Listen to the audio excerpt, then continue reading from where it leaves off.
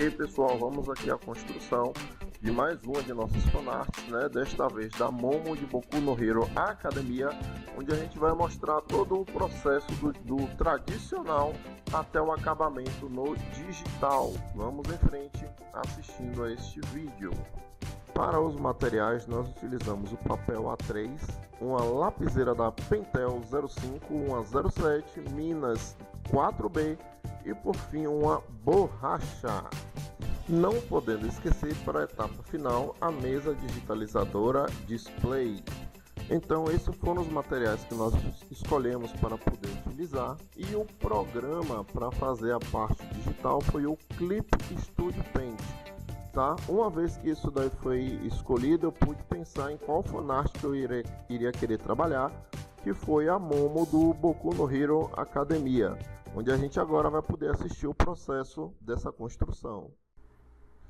Eu começo definindo a cabeça do desenho, né, para em seguida a gente poder trabalhar a construção do tronco, abdômen e quadril. Com isso eu já busco avaliar também a questão da proporção, se está encaixando o tamanho de cada coisa, para a partir disso daí eu seguir para a construção dos braços e pernas, para poder dar o direcionamento do personagem, mantendo assim as linhas do desenho bem fluida, passando a energia necessária para a construção da arte, visando sempre trabalhar uma questão de narrativa, não só a questão de um posicionamento ou um ângulo legal, pois todo desenho a gente busca passar sempre algum tipo de informação.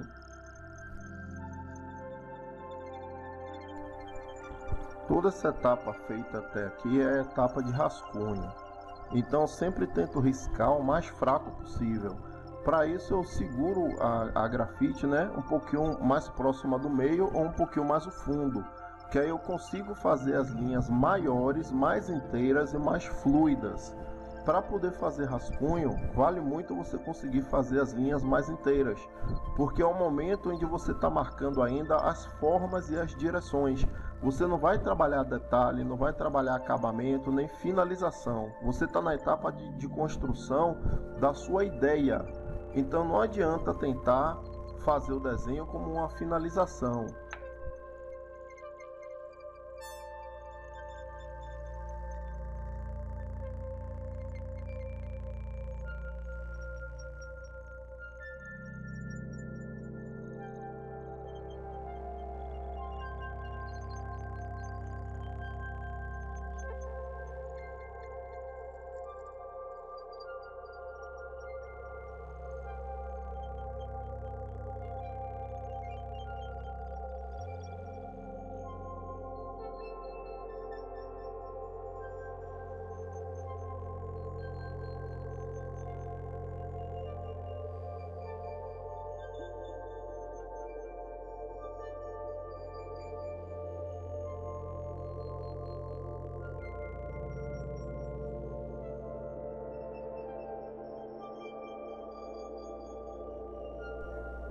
Para a construção dos olhos dela aqui, ó, o olho dela eu tenho que pensar no seguinte, ele é um pouquinho retangular, logo o espaço entre os olhos fica um pouquinho menor, tá? O rosto dela também está meio de lado, então o olho aqui que fica à nossa esquerda, no caso, é um pouquinho maior, e esse olho que eu estou fazendo primeiro, que é o da direita, ele é um pouquinho menor.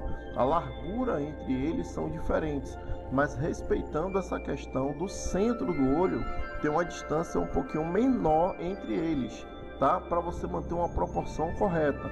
Depois disso daí eu venho para aqui para a sobrancelha para manter o mesmo formato e direcionamento, que a sobrancelha dela é um pouquinho mais fina também e é um pouquinho maior do que os olhos.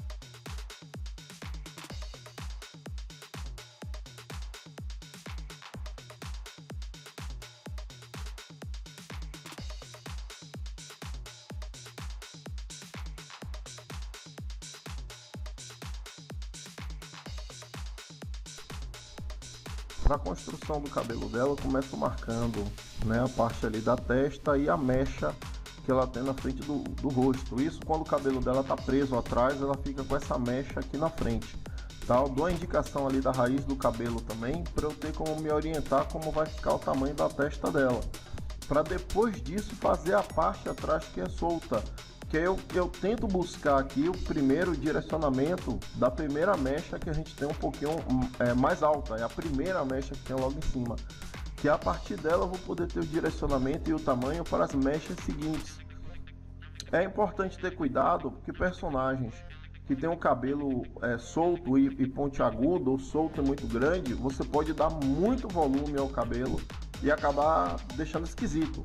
Então é preciso ter um pouquinho de atenção quantas mechas você vai trabalhar ali e o direcionamento que essas mechas vai ter, tá? E às vezes, para você conseguir fazer um bom acabamento, vale também rotacionar a folha, que é o que você está vendo eu fazer aqui.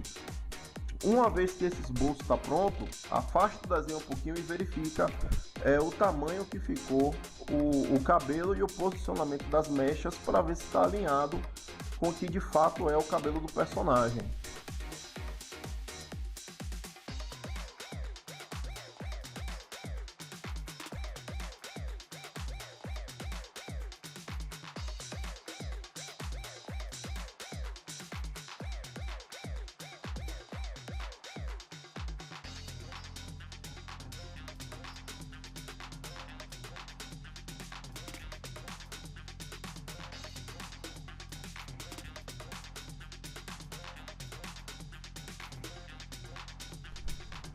Com o corpo já pronto, eu peguei a grafite 07 aqui para começar a marcar agora o formato da roupa dela, né?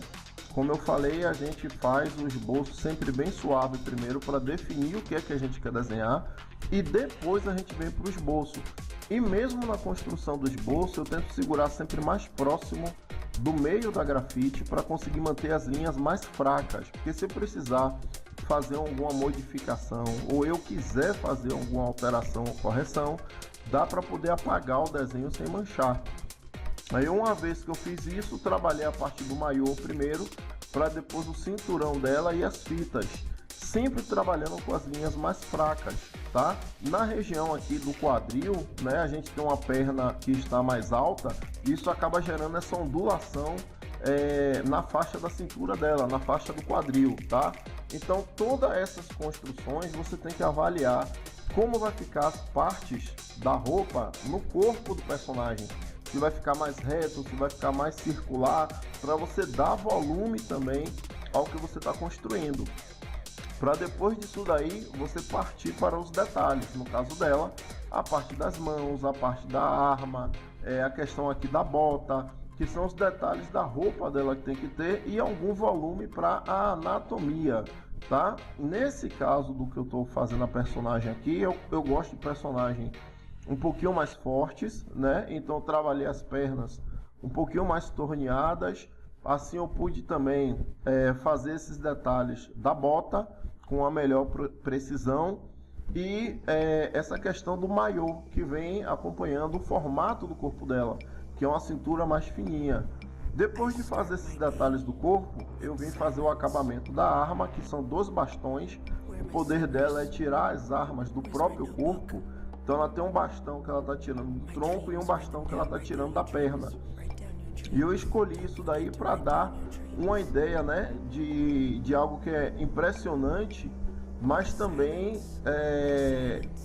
útil para o ataque e para a defesa. Por isso a ideia dela estar tirando 2 barras, uma com a mão direita, uma do tronco mais alto para dar essa ideia de ataque, de movimento, de fluidez, e uma da perna para trazer essa ideia também de defesa, a parte mais baixa, de segurança. E assim eu consegui desenvolver essa marcação. Feito isso, e eu concluindo aqui que o desenho estava do jeito que eu queria, eu pude partir para a finalização. Essa grafite 07 que eu estou usando, ela tem a mina 2B, o que me dá um traço um pouquinho mais escuro e mais firme. Então eu consigo fazer as linhas maiores com mais facilidade, com mais firmeza, e mantendo também o traço mais escuro, o que me dá um resultado muito melhor no acabamento a lápis.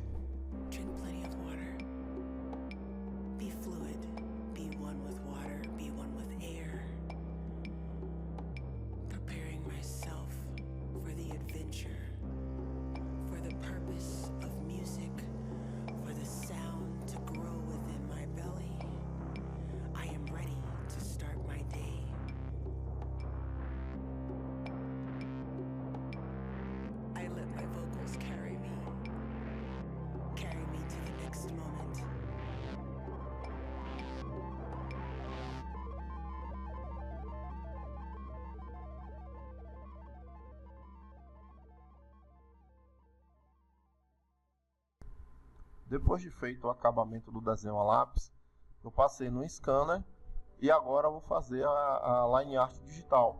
No meu caso aqui, eu duplico a camada e reduzo a opacidade dela, tá?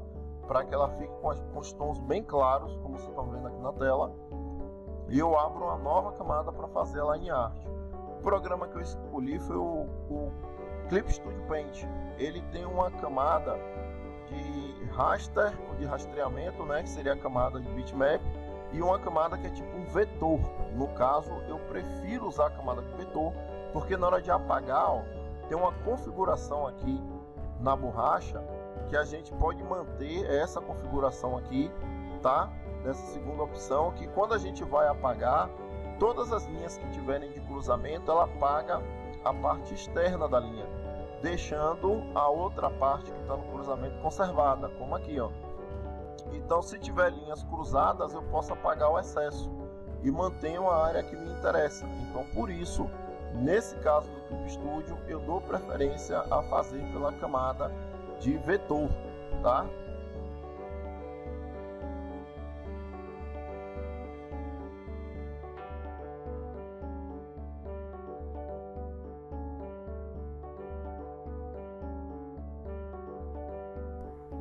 Para fazer aqui a line art, eu basicamente uso duas espessuras principais, tá? Deixo uma linha um pouquinho mais grossa para o contorno nas partes externas e um pouquinho mais fina para fazer os detalhes ou as linhas de dentro. Nesse caso aqui, eu apliquei a simulação de pressão usando a caneta um pouquinho mais dura, então não me dá uma simulação tão grande. Com isso, eu consigo trabalhar essas linhas sem precisar ficar alterando toda hora os tamanhos, que como ela fica mais dura, para fazer a parte mais grossa eu pressiono um pouquinho mais, tem que ter mais firmeza, e para fazer a linha mais fina tem que ser mais suave. Então não tenho tanta dificuldade em trabalhar com isso. Se você tem dificuldade de modificar essa questão das pressões, então aí é melhor você usar a caneta mais dura e você aumenta e diminui os tamanhos. Outro ponto de diferença que eu estou fazendo aqui, e não é comum na minha finalização, é deixar a ponta da caneta de 5 a 10%, que aí eu não tenho aquela linha extremamente fina. Isso daí também ajuda a ter um controle melhor para a linha, onde eu só vou me preocupar mais com a precisão e não com a questão do fino e do grosso, tá? Isso daí facilita muito para fazer um melhor acabamento e uma linha de finalização mais fluida e mais firme, o que não deixa de ser algo importante, né, para o acabamento do desenho. Se você consegue manter a linha firme, isso é mais importante do que você ter a questão da pressão do fino e do grosso.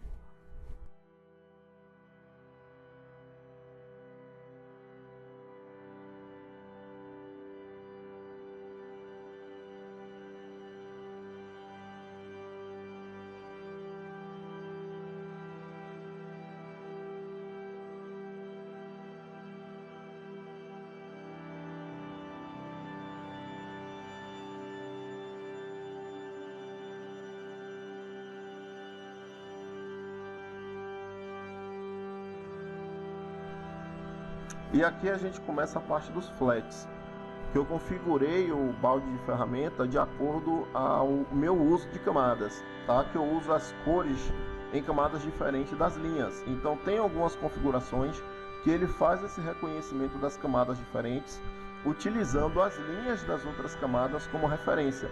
Se você não fizer essa configuração, quando você preencher, a cor vai vazar para a camada inteira, tá? Então no caso do flat, para o corpo, para a roupa, para esses detalhes, eu uso uma camada única.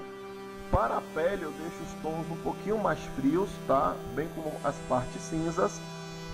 E as outras partes da roupa eu uso as cores um pouquinho mais saturadas, tá? Para deixar as cores mais vivas. Feito esse material do flat, eu vou agora para a construção do cenário, onde eu tenho que usar as linhas de perspectiva para poder construir um grid. E aí, a partir desse grid, que eu uso cores diferentes, eu vou ter como trabalhar a construção do cenário que eu quero.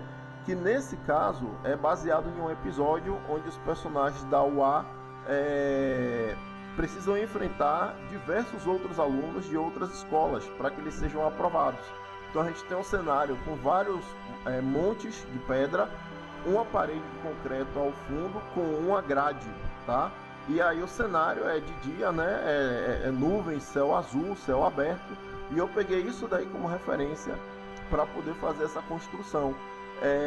Só que aí vai ser um ponto importante aqui, porque eu estou marcando todo o esboço desse cenário para no final fazer alguns ajustes aqui que vai tornar a vida um pouquinho mais rápida. Então eu uso as camadas separadas para a construção do cenário, porque assim eu posso fazer aquela observação do uso da borracha para apagar as linhas inteiras que não me interessam, tá? Que mesmo estando em camadas separadas, o programa ainda assim respeita a questão do uso da borracha. Então dá para eu apagar sem precisar ficar apagando a camada inteira ou várias partes do desenho. Para o efeito das cores, como eu já expliquei em alguns outros vídeos, eu meio que faço um trabalho padrão. Eu utilizo primeiro o aerógrafo, que são as bordas bem suaves, com uma baixa transparência, tá? Ou baixa opacidade. No caso eu prefiro fazer isso pela pressão da caneta, que aí eu vou fazer primeiro uma camada de pintura, né? Para dar o tom mais escuro. É a primeira parte que eu trabalho aqui.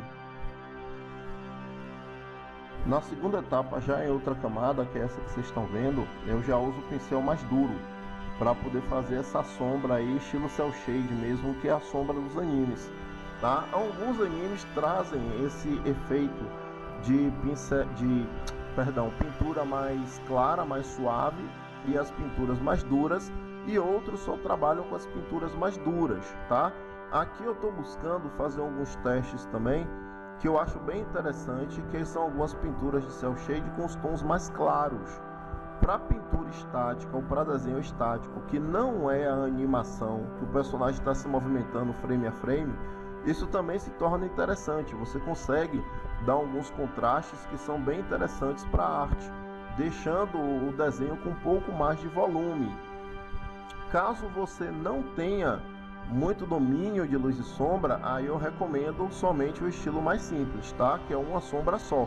Depois de fazer isso, eu venho com as partes de iluminação, trabalhando a cor também com aerógrafo, tá? Que é mais suave, com a transparência, como eu já falei, para dar esses tons mais claros. E por último, os efeitos de brilho ou de highlights, como alguns chamam. Esses efeitos de highlights, vocês podem ter basicamente dois caminhos para poder seguir. Um deles é usar o pincel tipo um marcador, que ele te dá uma leve transparência nas bordas, tá? Você configura o pincel para ele ficar com transparência e ficar com o tamanho. Você aí pode deixar as bordas mais suaves com a pincelada mais fraca e o meio a cor mais acesa, mais dura, com a pincelada mais forte. E dá um efeito bem legal. Ou usar o pincel todo duro, só para dar uma linha mais fininha e o efeito de brilho. Ambos os resultados ficam bastante interessantes, tá? Uma vez que você conclui isso, agora é repetir o processo. Não existe muita diferença para você trabalhar nessas partes vermelhas que você está vendo aqui agora, do tom da pele. Você vai alterar o contraste da sombra ou o contraste do brilho, mas o processo pode manter o mesmo, que é como está sendo feito agora na tira da cintura. Primeiro tom suave, pode aplicar até um tom mais clarinho se você quiser, depois vem as duas sombras, por último ali o brilho, e você pode também fazer um efeito que às vezes eu trabalho. Você seleciona a sombra mais escura que você fez, que é cel shade recortado. Depois de selecionar, na borda dessa sombra, com o aerógrafo, você dá uma pincelada um pouquinho mais escura, que vai dar um efeito de gradiente bem na borda da sombra. Isso dá um efeito que fica bem legal em alguns casos. Aí você precisa avaliar se vale a pena fazer esse tipo de efeito ou não. Eu acho interessante, então normalmente eu aplico. Não são em todos os desenhos, tá? Geralmente um desenho ou outro, ou que eu acho que o contraste não está bem legal, eu aplico esse tipo de efeito. No mais, é manter o mesmo processo.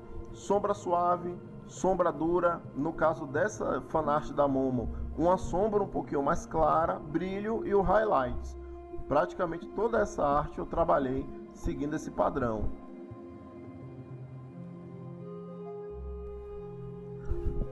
Para a pintura do cabelo, eu continuo mantendo esse mesmo esquema das tonalidades mais claras e depois das mais escuras, que aí me dá o tipo de recorte no desenho que eu preciso.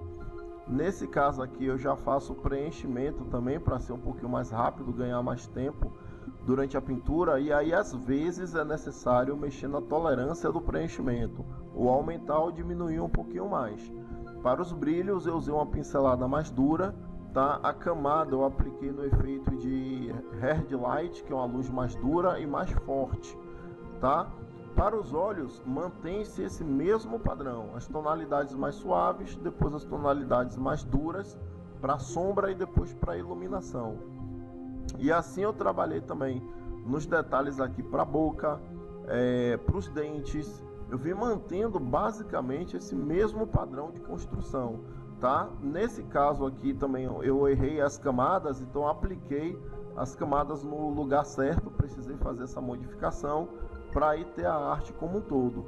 Uma vez que o desenho foi finalizado, eu abri uma nova camada aqui, novamente em Hard Light, peguei o pincel, que ele parece um marcador, e comecei a fazer a luz de reflexo, ou a luz de ambiente, baseado naquilo que eu queria para fazer as cores do desenho.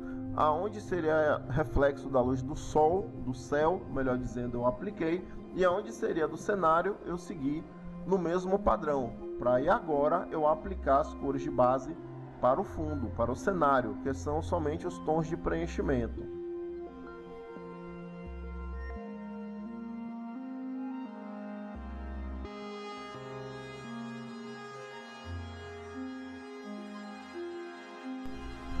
Depois de fazer essas etapas todas, agora tem a questão do retoque aqui, né? Para poder dar a ideia de que o metal está se misturando com a pele. Para isso eu preferi utilizar o aerógrafo, que me dá essa pincelada mais suave e dá para eu trabalhar essa mistura de uma forma mais direta também, deixando de um jeito que eu gostei do resultado. Feito isso, agora eu vou para a parte que eu nunca tinha feito antes, que é usar a questão de inteligência artificial. Eu vou aproveitar esse cenário aqui que eu construí, vou em uma determinada inteligência artificial pedir para ele construir o cenário baseado nisso que eu fiz.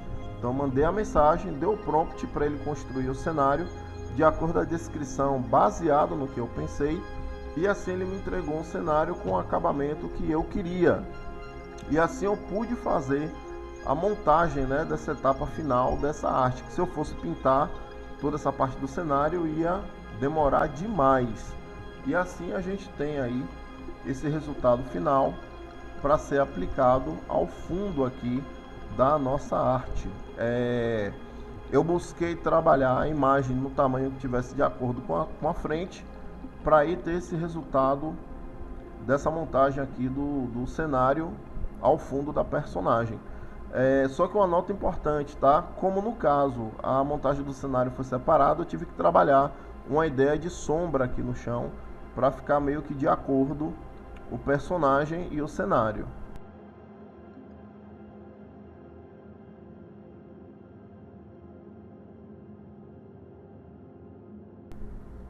E esse é o resultado final.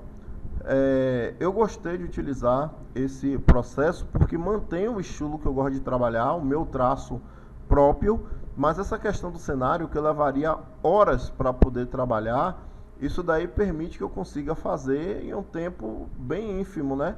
Mantendo assim a qualidade da arte dentro do padrão do que eu espero, dentro daquilo que eu queria, tá? Foi o primeiro teste que eu fiz, eu achei o resultado muito satisfatório, muito interessante. Pude mesclar, mantendo a minha paixão por desenhar, fazer a construção do personagem, né, do cenário, fazer a distribuição da arte como eu quero. Vou testar mais coisas de cenário para poder conseguir melhorar e manter mais fiel ao que eu desejo. Houve algumas pequenas modificações, então não ficou tanto do jeito que eu queria, mas ainda assim, em relação ao que eu teria que gastar de tempo e construção, eu achei que o resultado foi bem positivo. Foi uma ferramenta que acabou ajudando para aquilo que eu queria fazer. Se você quiser ver mais vídeos, né, como esse, onde eu vou mostrando todo esse processo, tá? Não deixe de manter aí seu comentário, né? Bota aí embaixo qual personagem você gostaria de ver sendo feito nesse mesmo processo de desenho a lápis, depois a etapa digital com a etapa de cores ou até a etapa tradicional também, para eu poder montar uma construção e trazer aqui para vocês. No geral, a gente vai ficando por aqui. Não deixe de curtir, comentar, compartilhar, que isso também ajuda a questão do algoritmo do YouTube e assim nos dá condição da gente construir novos materiais. Vamos ficando por aqui. Até a próxima!